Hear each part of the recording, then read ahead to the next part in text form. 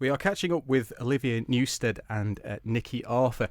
Now, Olivia, we spoke to you last month, wasn't it, in June, ahead of you doing your challenge where you were attempting to run the Raad Foillan, the Islands Coastal Footpath, in 24 hours. Now, we found out afterwards that because of injury, you didn't manage it this time round, unfortunately, but you are planning to give it a go again.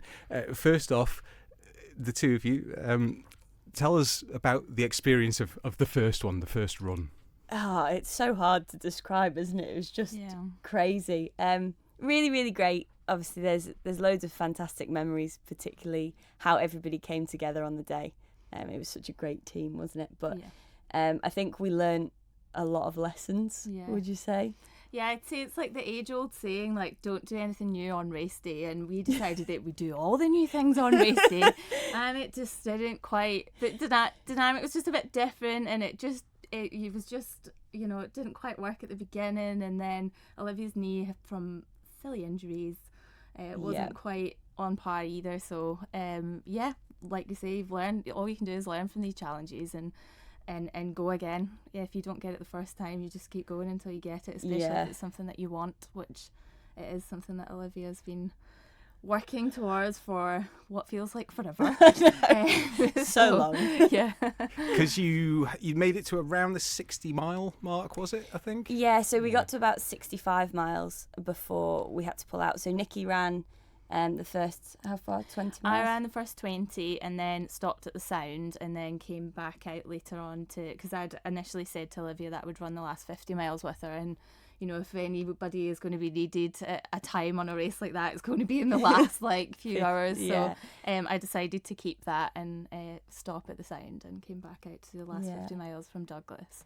And then we had another 15 miles to go, so had to pull out at about 65 miles, and by that point I could hardly walk, let alone run, because my knee injury was so bad. I definitely couldn't eat and I couldn't drink. It was at that point that everybody said, you make the decision, and I was like, I just can't carry on. I suppose if you get to that point as well where you can't eat and you can't drink, things can start to get potentially quite dangerous as well, can't they, if you continue? Yeah, I learned that the hard way last year in the parish. What happened to you? I couldn't eat or drink from about Bride, and then at Onkin I collapsed with rhabdomyolysis, which is like your body starts to eat its own muscles and releases a whole bunch of toxins, and you get kidney failure, so it's great fun.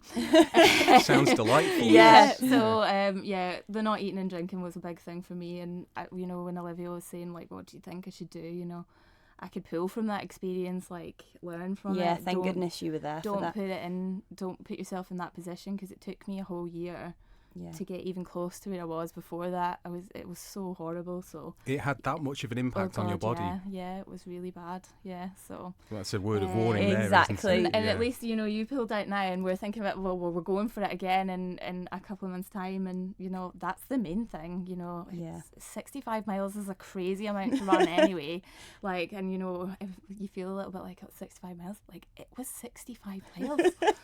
It's if I do quick maths, it's exactly 2.5 marathons. Yeah. So I think it's just when you get something in your head and you've said you're going to do something to then not quite get there, and knowing I have to run those whole 65 miles again plus the extra 35. But it'll be great. I'm actually really excited, and to have Nikki, hopefully this time we'll go all the way around together. There's nobody else that I'd rather have by my side to do it again. I'll pay you later.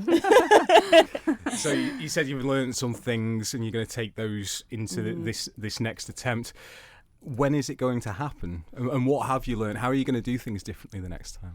So we're looking still at hopefully the end of October. An official date is yet to be confirmed, but the very end of October is kind of what we're going for at the moment. We've learned a lot of lessons in terms of pacing. I definitely expected to run faster than I should have even considered for the first section. You need to remember that that's fell running, that's not like road running. Learning to drink more.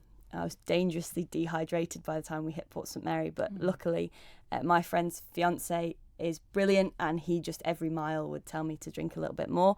So I've learnt that, and my food was another big thing. Although I'd practiced with all of that food, it just didn't quite sit right on the day, and I need to learn to take things on that are a little bit easier to digest, maybe. I think we learned about the sort of stopping and starting as well. Like, Yeah. you know yourself on the parish, you don't do a lot of stopping and starting, and it felt like in the first sort of 20 to 35 miles we were doing loads of stop, start, and it was difficult to get into a flow.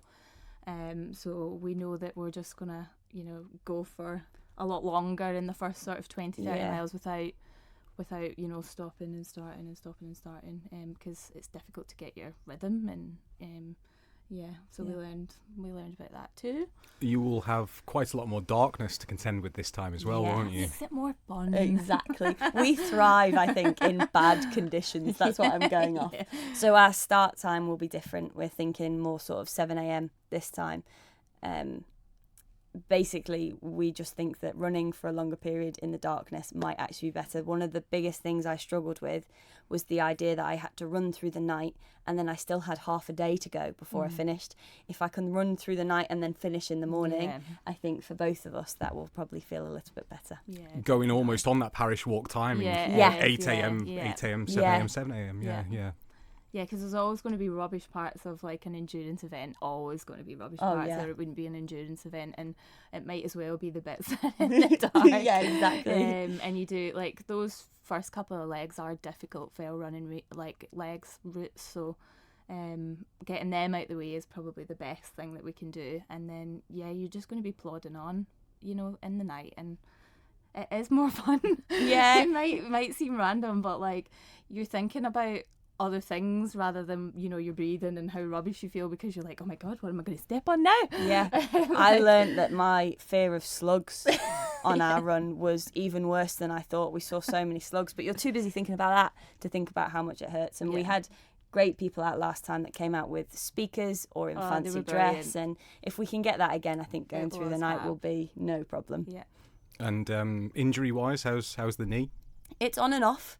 I was on holiday last week and I managed to crash mountain biking, so I've got some new injuries now that take away from the focus of the knee, so that's great. Apart from that, it's all right. We're going to try a little run today. I've done a couple last week, so generally we're all right. If anybody sees Olivia in October, do not let her do anything.